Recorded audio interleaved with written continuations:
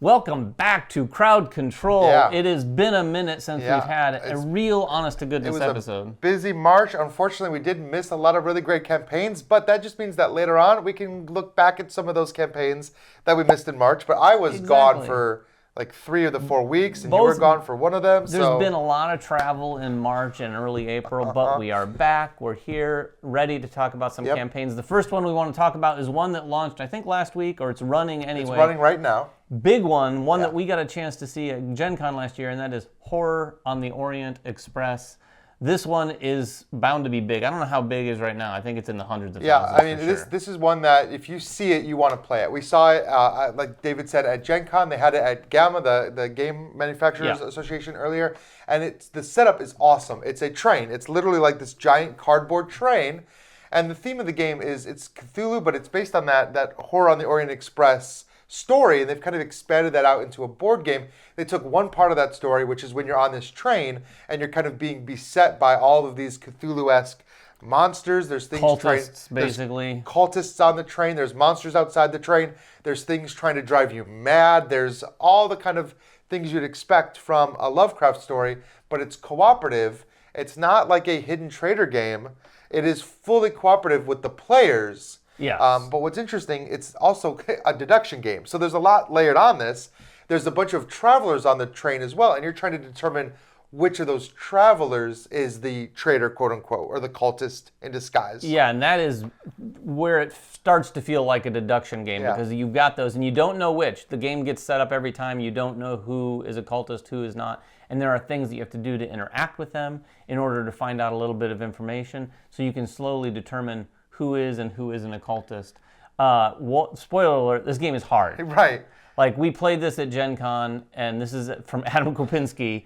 He likes himself a hard game. Yeah, the designer of Nemesis and games like that, as we played it, he sat there like Mr. Burnsing us the entire time, just enjoying the torture that we were going through. But I can't wait to get this to the table. There is a slim chance that we still might get a prototype sent to us here in the next little bit. If we do, we'll try to do some content, maybe even a playthrough. Sometimes we say it on Crowd Control and it breathes it into life. We're trying to will it to happen. But we had a lot of fun with the game at Gen Con, even though we did lose. But yeah, it is hard. I mean, it's fun though. Like, it's chaotic how much stuff is happening because you're trying to deduce that stuff while also fighting off the monsters, controlling the speed of the train, trying to like prevent some rituals from happening. Like, you're running all over this train doing all these different things. And even looking out the window. This game, I will tell you this. If you want to get a good summary of what the game is like, sometimes Kickstarter trailers are like all flash. Yeah. This one is very flashy, but having played the game, it does give you a good sense of what's going to be happening. They have all these animated things with the figures moving around the train. Looking out windows, there's figures that like hang on the side of the train, so when you open the window, it's like there. It's pretty cool. There's like the scene outside is going to affect the madness of your characters, things like that. It is very cool. I'm not going to lie, that 3D train is like, it's a draw. It pushes that button. It's like, hey, I'm a kid with toys.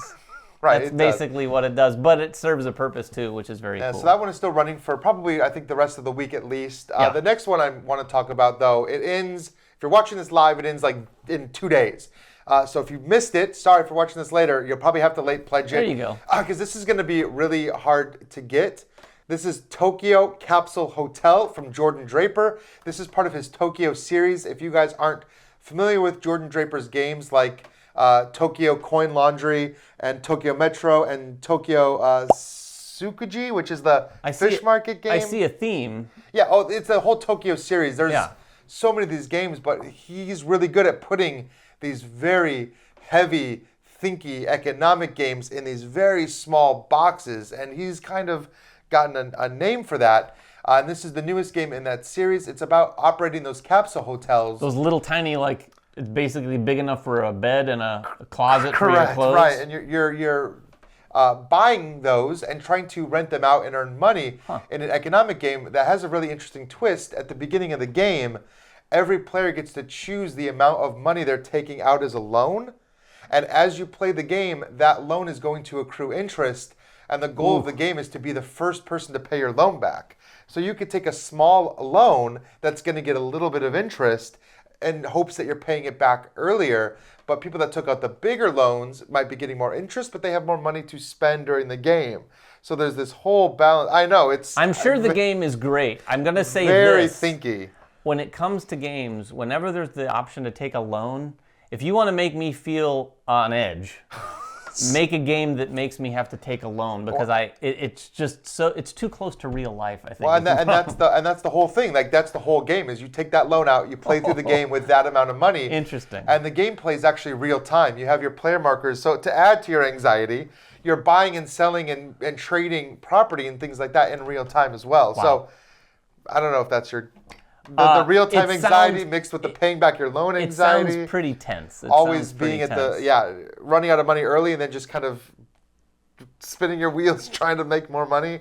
But see, that's like I've liked all of his Tokyo series games. Tokyo Metro was really good, and Tokyo Fish Market is probably one of his best. So, I haven't played any of them. I got to try these. Well, yeah, and this is a chance too. If you get this new one, Tokyo Capsule Hotel, they're actually doing a deal where you can get some of his older ones for 40% off. That makes sense.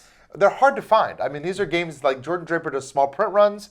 They kind of become cult classics, and they become really hard to find later on. So if you're a fan of his games, you probably already know about this one. But if you're hearing about this for the first time now, you've got a couple days left to get this and to get the deal, to get some of his older games. They're all great. So, yeah, that's Tokyo Capsule Hotel. The next one we want to talk about is launching also. This is the Endernaut.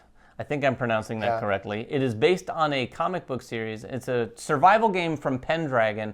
And because I think they did The Thing as well. Yeah. I don't know if the game mechanics are anything like that. It doesn't look like it from the trailer. But this is a survival game. The premise of it is what I found interesting. Some mysterious snow has fallen in Buenos Aires.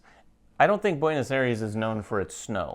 I don't think so. So that's the premise of how things start. But it turns into this sort of, I mean, it gave me, at least the theme, it gave me Thing vibes. A little bit. I mean, it's you're wandering around the city, though. You're trying to survive. I mean, it is a survival game. It's a cooperative survival game. So and it's card-driven, so you're going to be playing cards out of your hand to do just about everything you can think of in a game like this.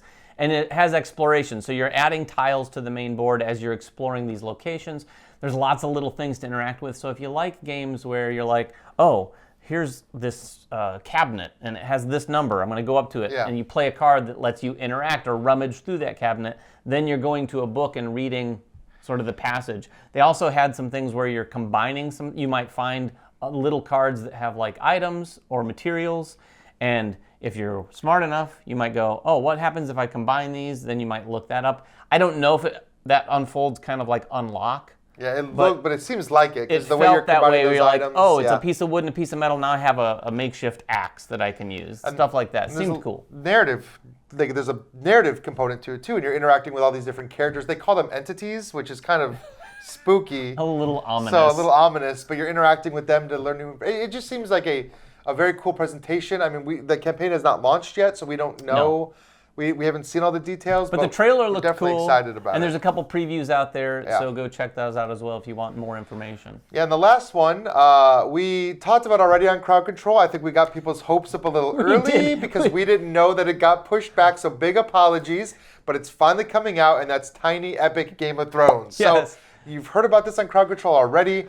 We got a chance to play it. We have a video coming up for it. But yeah, sorry to everybody that we got overly excited. Yeah, we won't go on about it too much, but we did want to mention it this week since it is hopefully it didn't get moved, but I think it is launching this week. It had originally been announced for March, and we included it in a biggest week in crowdfunding. We did, because we thought it was going to be huge. I still think it's going to be huge this week. Yeah. And what's funny is there was even people on BGG going, well, Man vs. Meeple said it. And we were like, no, I'm so sorry, because it just got pushed back. Man vs. Meeple, your trusted source in gaming news. If this gets pushed back again, I'm sorry. But no, we've confirmed it. Launching on Tuesday this week. So I think it's going to have a gigantic first day. As we said before, it's Tiny Epic, has a huge following. It's Game of Thrones, has a huge following. Bigger following. Pretty big. So combining that together, I think, is going to do really well. Yeah, I think it should do really well. We won't go on about the game, like I said, but our preview and that other episode of Crowd Control also gives into it.